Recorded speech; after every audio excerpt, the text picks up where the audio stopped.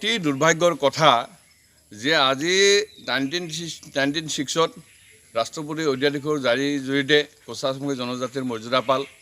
পৰৱৰ্তী সময়ছোৱাত কেন্দ্ৰীয় চৰকাৰে ৰাজ্যসভা লোকসভা তেওঁলোকে এই বিধেয়কখন উত্থাপন নকৰিলে। যদিওবা 2019 চনত বিজেপি নেতৃত্বাধীন চৰকাৰখনেই তেওঁলোকে ততাতৈয়াকৈ ৰাজ্যসভাত তেওঁলোকে জনজাতিকৰণৰ বিধেয়ক উত্থাপন কৰিলে, কিন্তু সেইখন তেওঁলোকে গৃহীত নকৰিলে।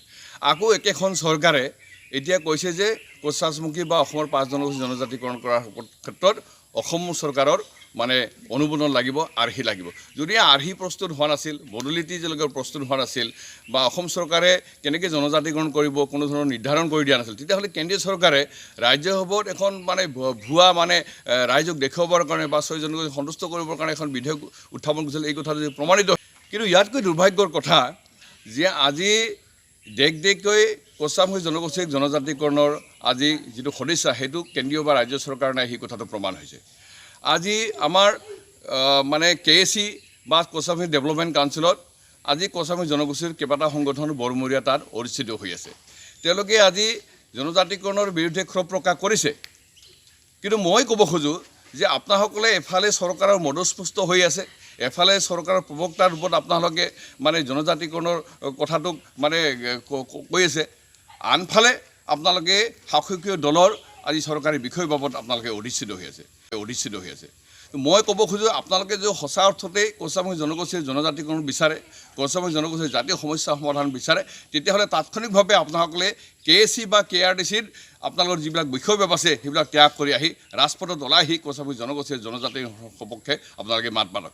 যদি নামাতে তেতিয়াহ'লে দেখিম যে আপোনালোকে কোচাছমুখী জনগোষ্ঠীক ঢাল হিচাপে ব্যৱহাৰ কৰি, কোচাছমুখীৰ আৱেগ আৰু অনুভূতিক ব্যৱহাৰ কৰি আপোনালোকে আজি KACত অন্তৰ্ভুক্ত হৈছে বা আজি KRDCত অন্তৰ্ভুক্ত হৈ আছে। যে এই ধৰণৰ দুমুখীয়া যদি চৰিত্ৰটো আপোনালোকে বজাই ৰাখে, তেতিয়াহ'লে কোচাছমুখী জনগোষ্ঠীক পূৰ্বে যেনেকৈ চৰকাৰবিলাকে কোচাছমুখী প্ৰতাৰণা বঞ্চনা কৰি আছে আৰু বৰ্তমান কেন্দ্ৰ ৰাজ্যৰ অধিষ্ঠিত চৰকাৰখনেও কোচাছমুখীসকলক প্ৰতাৰণা বঞ্চনা কৰি থাকিব, তাৰ কোনো বিকল্প নাই। গতিকে এই মুহূৰ্তত মই কোচাছমুখী জনসাধাৰণলৈ এটা মই আহ্বান জনাইছোঁ যে এতিয়া আৰু দল সংগঠনৰ মুখলৈ চাব নালাগে, সঁচা অৰ্থতে আমি জনজাতিকৰণ বিচাৰিছোঁ, তেতিয়া স্বতঃস্ফূৰ্তভাৱে ৰাজপথলৈ ওলাই আহিব লাগে আৰু কেন্দ্ৰীয় ৰাজ্য চৰকাৰক বাধ্য কৰিব লাগে।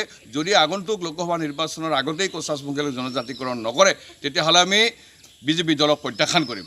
আৰু মই ভাবোঁ যিবিলাক আত্মসন্মানবোধ থকা মানে কোচাছমুখী লোক বিজেপি দলৰ আছে, তেওঁলোকে জাতিৰ স্বাৰ্থত তেওঁলোকে স্বতঃস্ফূৰ্তভাৱে ওলাই আহিব লাগে, চলাই আহিব লাগে। আনকি কোচাছমুখী অধ্যুষিত অঞ্চলবিলাকত বিজেপি যাতে সভা সমিতি কৰিব নোৱাৰে, এনেকুৱা ধৰণৰ এটা আমি পদক্ষেপ ল'ব লাগে। কাৰণ যদি এনেকুৱা ধৰণৰ পদক্ষেপ আমি নলওঁ, চৰকাৰখনৰ গাল নেৰিব। তেওঁলোকে কোচাছমুখীসকলৰ নেতাসকলক নিৰ্বাচন আহিলে তেওঁলোকে কিনা বেচাৰ ৰাজনীতিৰ জৰিয়তে সন্তুষ্ট কৰি থাকিব। এইটোতো কথা আজি বহু বছৰৰ পৰা আমি দেখি আহিছোঁ। কোচাছমুখী সন্মিলনীৰ তদানীতি নেতাসকলে এফালে জনজাতিকৰণৰ কথা কয়, আনহাতে নতুন দিল্লীৰ দিছপুৰত গৈ পেলাই তেওঁলোকে টিকেটৰ দৰ দাম কৰি থাকে। আৰু আজিও একেধৰণৰ কথা হৈছে। এফালে আমি জনজাতিকৰণৰ বিৰোধিতা কৰোঁ, আমি চৰকাৰক গালি পাৰোঁ, আনহাতে আমি মানে ৰাতি মন্ত্ৰী বিধায়ক আৰু ৰাজনৈতিক দলৰ মানে ঘৰত গৈ পেলাই ড্ৰয়িং ৰুমত আমি মানে আড্ডা মাৰি থাকোঁ। এই ধৰণৰ দুমুখীয়া, এই ধৰণৰ ফাঁকিবাজ মানে চৰিত্ৰ যদি আমি বজাই ৰাখোঁ বা এনেকুৱা ধৰণৰ ফাঁকিবাজী ৰাজনীতিৰ পৰা আমি লোকসকলৰ ওপৰত যদি কোচাছমুখী ভৱিষ্যত আমি কিবা পাম বুলি আশা কৰোঁ, তেতিয়াহ'লে মই ভাবোঁ যে কোচাছমুখী জনসাধাৰণ আগতে বা বৰ্তমান যিধৰণে আমি প্ৰতাৰিত হৈছোঁ, আমি ভৱিষ্যতেও একেধৰণে আমি প্ৰতাৰণা আৰু বঞ্চনা